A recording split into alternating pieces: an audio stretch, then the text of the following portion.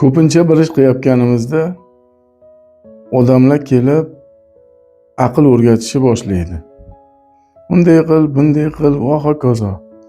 Ne surishtirib qiziqib ko'rsak, asli bu ishni u odamlar umuman qilmagan bo'lib chiqadi. Bir gap o'qib qoldim. Odamlarni xatti-harakatlaridan o'rgan, ularni gaplaridan emas degan gap bor ekan. Bundan xulosa chiqardimki,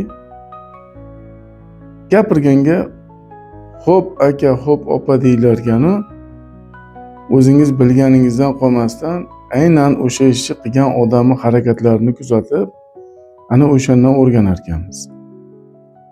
Bu birortasi maslahat berib kelsa, "Qilganmisan?" deb so'ralar ekanda. "Yo'q, qilmaganman, lekin bilaman" desa, "Bo'pti, bilsang xo'p." Lekin uni gapiga quloq solmasdan o'sha kim qilyapti o'sha ishni, ana o'sha harakatlarini kuzatsak, yutuqlarimiz ko'proq bo'lar ekan. Sizda ham bo'lganmi shunaqasi? Izohda qoldiring.